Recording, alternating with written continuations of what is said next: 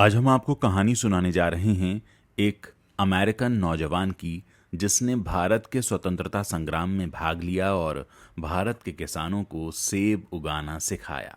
America के एक जाने माने परिवार का बेटा और stocks and parish machine company का वारिस होते हुए भी सैमुअल इवॉन स्टॉक्स जूनियर ने अपना जीवन भारत में कोढ़ से पीड़ित मरीजों की सेवा करते हुए बिता दिया। उन्होंने न केवल अपनी जिंदगी भारत में बिताई बल्कि अंग्रेजों के विरुद्ध भारत के स्वतंत्रता संग्राम में भी भाग लिया। ये कहानी है स्टॉक्स जूनियर की सत्यानंद बनने की। सत्यानंद जो गरीबों के हित के रखवाले थे और भारतीय स्वतंत्रता सेनानी भी।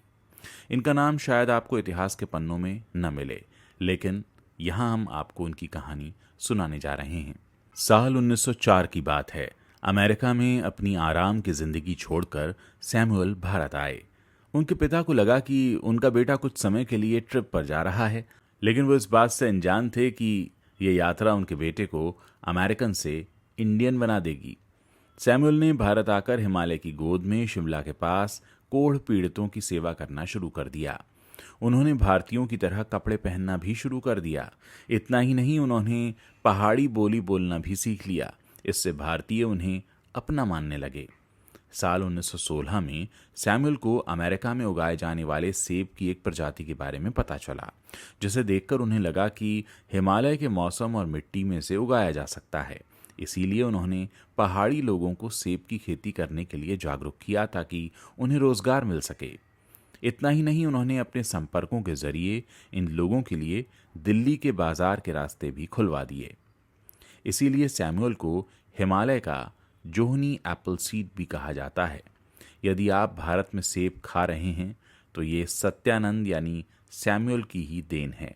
भारत में सत्यानंद का इतिहास बहुत ही निराला है, लेकिन फिर भी बहुत से भारतीय उनसे अनजान हैं। कुछ समय तक भारत में काम करने के बाद सैमुअल को ये लगने लगा कि अभी भी भारतीय लोग उन्हें बाहर का समझते हैं, लेकिन सैमुअल चाहते थे कि भारतीय लोग उन्हें अपना ही हिस्सा समझें। इसलिए उन्होंने भारतीयों की तरह ही बोलना, चलना और कपड़े पहनना शुरू किया। इतना ही नहीं, उन्होंने वहाँ के रीति रिवाज भी सीख लिए। धीरे धीरे लोग उन्हें अपना मानने लगे और फिर उन्हें समझ में आया कि सैमुअल उनकी सेवा करने के लिए स्पेशली यहाँ रह रहे हैं। साल 1912 में सैमुअल को राजपूत क्रिश्चियन मूल की लड़की बेंजामिन एग्नियस से प्यार हो गया, जिनसे उन्होंने बाद में शादी भी की। भारतीयों पर ब्रिटिश राज का सैमुअल ने हमेशा से ही विरोध किया था।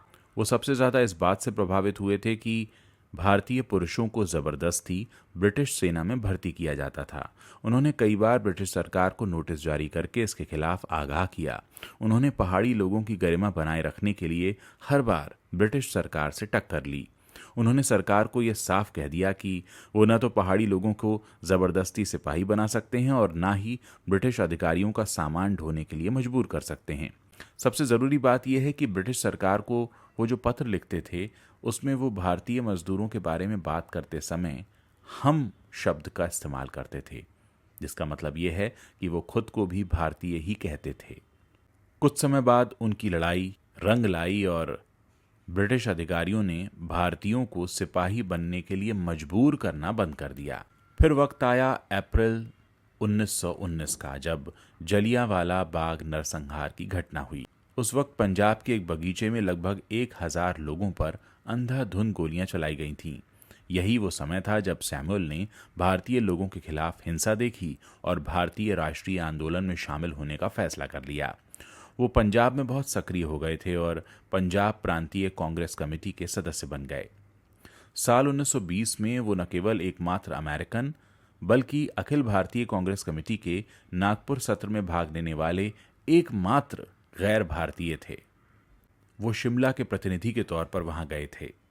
1921 में कुछ अन्य भारतीय कांग्रेसी सदस्यों की तरह सैमुअल ने Edward eighth prince of Wales की भारत यात्रा का विरोध किया, जिसके बाद उन्हें राजद्रोह के आरोप में अंग्रेजों ने गिरफ्तार कर लिया और 6 महीने के लिए जेल में डाल दिया।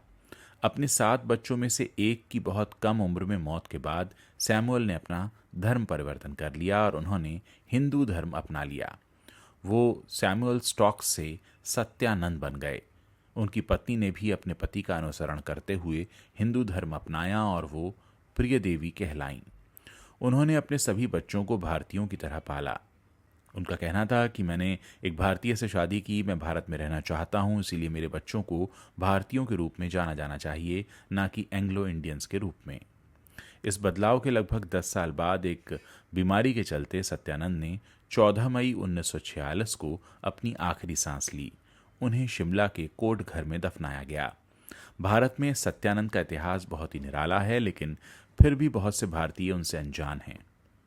हालांकि हिमाचल के किसान उन्हें सेब के दाता के रूप में याद करते हैं, फिर भी भारतीय स्वतंत्रता संग्राम में उनकी भूमिका काफ़ी उल्लेखनीय रही है, जिसे याद करना हर भारतीय का फर्ज है।